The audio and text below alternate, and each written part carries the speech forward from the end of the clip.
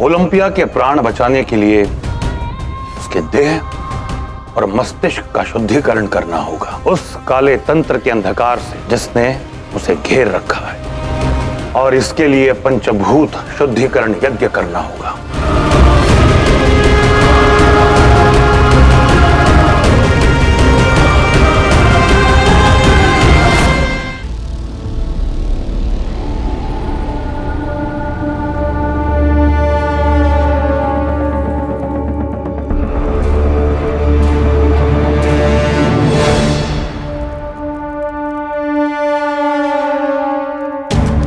ये सब हुआ कैसे आचार्य?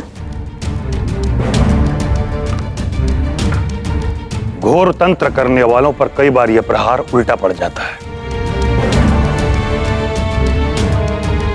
मैं केवल उचित समय की प्रतीक्षा में था कि कब ओलंपिया के इस काले जादू को विफल किया जा सके, जिससे पुरु और राजमाता दोनों को क्षति पहुंचने से रोका जा सके।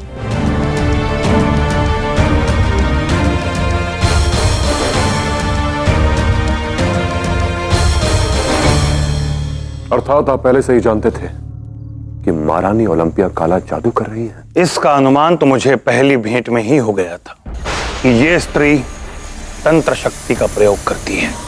और उसके महल में आने के पश्चात जब पहली बार हम लोग धुआं देखकर उसके कक्ष में गए थे, मुझे उसी समय संदेह हो गया था। ओलंपिया के अनुसार वो पूजन कर रही थी, किंतु उसे अपने काले जादू के लिए पुरु के रक्त की आवश्यकता थी।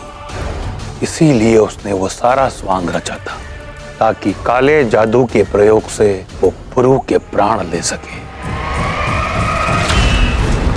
उसने तुम्हारे रक्त पर काला जादू कर रणभूमि में भी तुम्हें मारने का प्रयास किया था, किंतु वो असफल रही।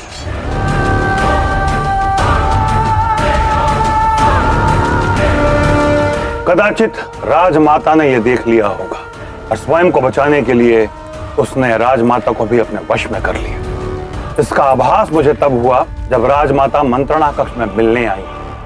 वो पुरु को भी राजमाता के हाथों मरवाना चाहती थी।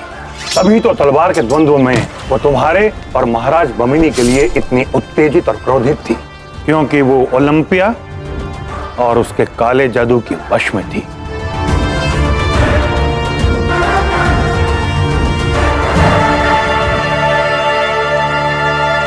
किंतु इस बार मैं सावधान था। मैंने सुनिश्चित कर लिया था कि इस काले जादू से हम सभी पूर्णतः अप्रभावित रहें। अवश्य इस काले जादू को अपने तंत्र विद्या के द्वारा ही विफल किया होगा, क्यों आचार्य? तंत्र विद्या में प्रत्येक काले जादू का कोई न कोई तोड़ होता है।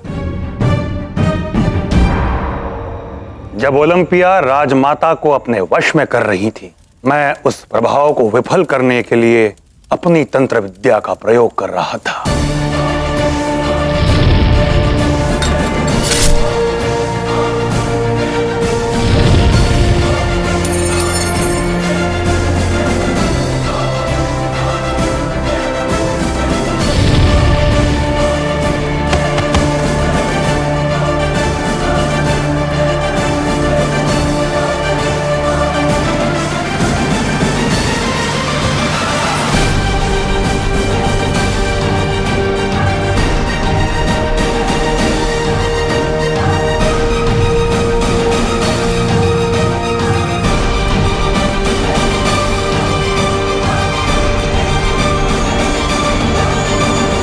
प्रश्न यह है कि अब क्या होगा?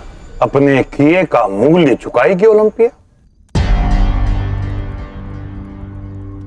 मनुष्य जो गर्त दूसरों के लिए खोदता है, अनजाने में स्वयं उसी में गिर जाता है। वही ओलंपिया के साथ हुआ। अब कुछ क्षणों में यह मृत्यु को प्राप्त हो जाएगी। क्या महारानी के प्राणों को बचाने का कोई उपाय है आपके पास?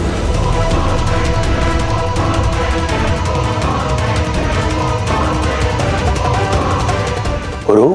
हाँ आचार्य, हमें इनके प्राणों को बचाना ही होगा। मैंने ये सब इस दुष्टा को बचाने के लिए नहीं किया। इसे अपने कर्मों का फल भुगतना होगा।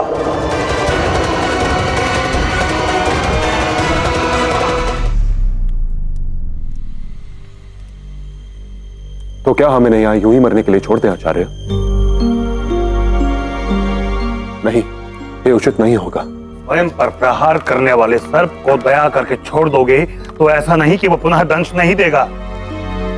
शत्रु और कांटा जहां मिले कुचल देना चाहिए, अन्यथा व्यक्ति पछताता है। यही राजनीति है। यदि आज तुमने इसे छोड़ दिया तो ये प्रतिकार करेगी, ना केवल तुम्हारे लिए वरन संपूर्ण भारत के लिए घातक होगा।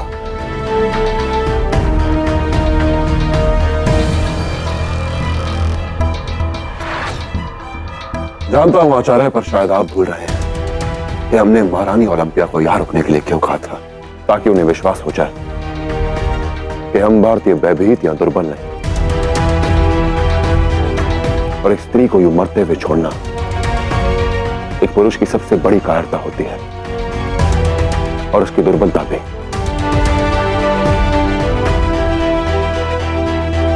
पूरे संसार भर में यही संदेश आएगा कि हमने भयभीत होकर महारानी को मरने के लिए छोड़ दिया, क्योंकि यदि वो जीवित होती तो हमारे लिए घातक सिद्ध होती। और मैं नहीं चाहता कि मेरे देशवासियों को कोई कायर समझे।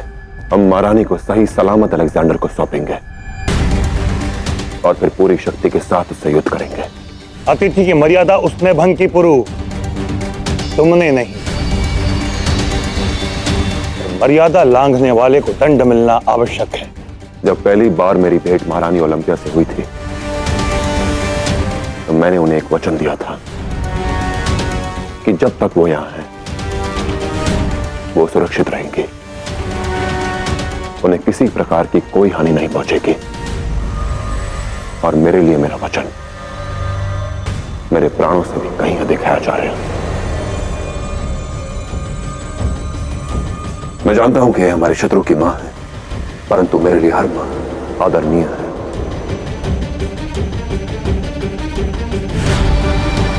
हमें उनका उपचार करना ही होगा।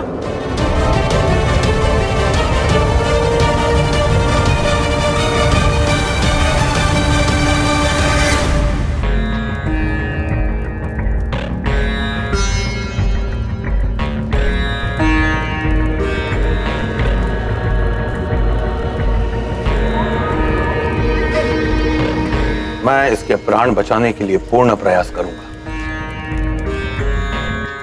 किंतु ये इसका प्रारब्ध है।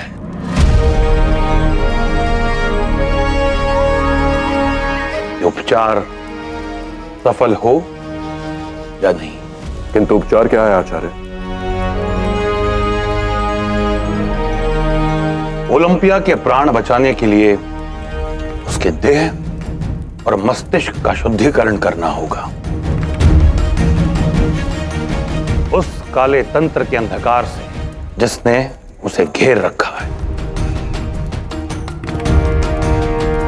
और इसके लिए पंचभूत शुद्धिकरण यज्ञ करना होगा, जिससे उसके शरीर के 5 तत्व आकाश, वायु, जल, अग्नि और पृथ्वी शुद्ध हो सके। जल तत्व की शुद्धि के लिए शिरोधारा उपचार होगा, जिसमें जल की एक महीन धारा अनवरत ओलंपिया के मस्तक पर गिरेगी, जिससे उसके मस्तिष्क और शरीर में व्याप्त दुष्प्रभाव धुलेंगे।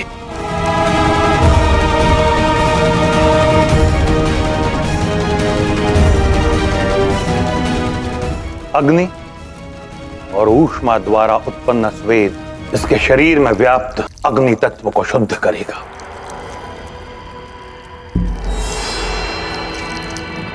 इन नगाड़ों और इस तंत्र विद्या के मंत्रोच्चार द्वारा उत्पन्न कंपन और अनुनाद इसके शरीर में व्याप्त वायु तत्व के विकार को दूर करेगा। सभी जीव अंत में राख बनकर पृथ्वी में सम्मिलित होते हैं। इसीलिए इस पवित्र यज्ञ में राख की आहुति द्वारा इसके शरीर के पृथ्वी तत्व का शुद्धिकरण होगा।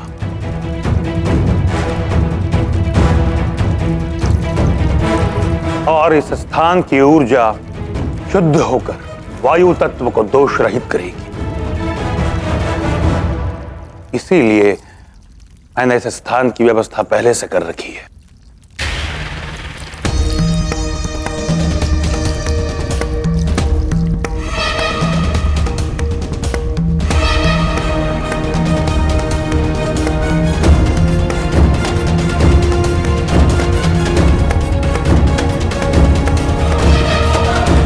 इसके प्राण बचाने के लिए मैं इससे अधिक और कुछ नहीं कर सकता पुरु।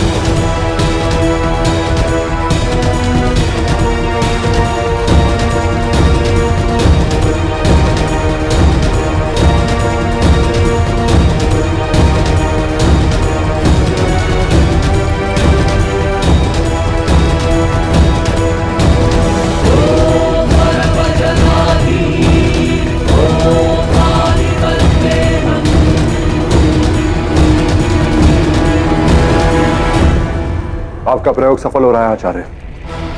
महारानी के शरीर में चेतना जग रही है।